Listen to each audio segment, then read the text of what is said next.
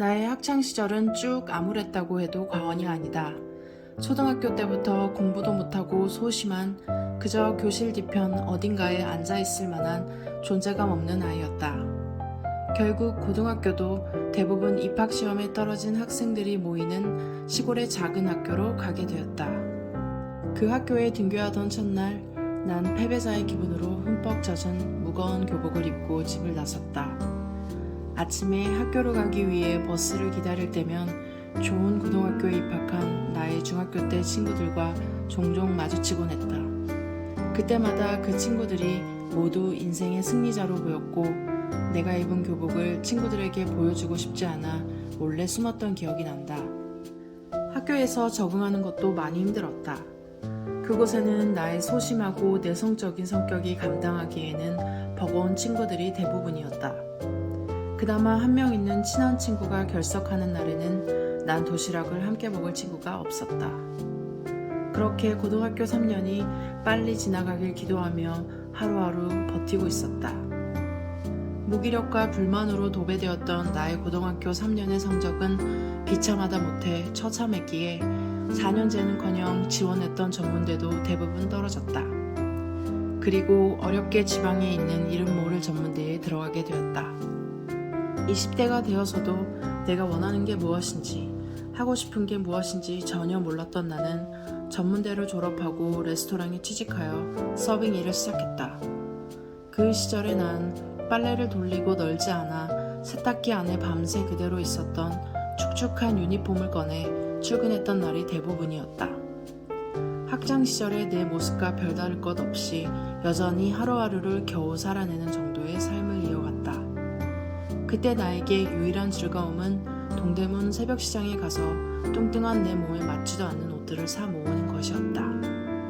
난 대학생이었던 언니와 함께 서울에 있는 작은 원룸에 살았다. 생활비와 용돈 마련을 위해 수학 과외를 정신없이 하던 언니가 어느 날 나에게 유럽 배낭여행을 같이 가자고 제안했다. 학생이었던 언니와 사회초년생이었던 나의 주머니 사정으로 인하여 경비는 정말 최소한으로 준비할 수밖에 없었다. 그렇게 떠난 유럽 배낭여행에서 언니가 만든 여행 코스를 철부지 어린아이처럼 툴툴거리며 따라다녔던 기억이 난다.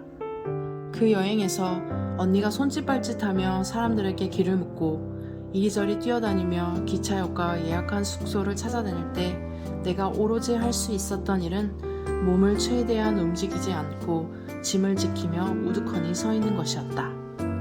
영어 한마디 못하고 게을렀던 나는 언니에게 여행 파트너가 아닌 또 다른 짐에 가까운 존재였다. 그리고 나와 함께 유럽 배낭여행을 다녀온 언니는 한동안 내 얼굴을 보고 싶어 하지 않았다. 그럼에도 불구하고 나의 유럽 배낭여행이 의미 있었던 것은 전에 느껴보지 못한 감정들을 처음으로 느껴보았기 때문이다.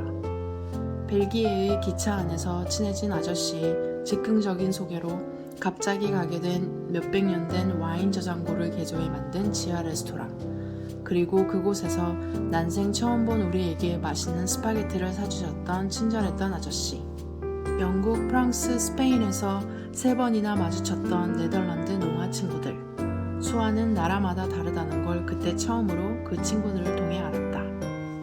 스페인에서 밤기차 예약을 못하고 탑승한 이후로 여러 명의 독일 배낭여행족과 기차에서 쫓겨나 근처 바닷가 모래사장에서 잠을 자다 새벽에 비까지 맞으며 오들오들 떨었던 기억.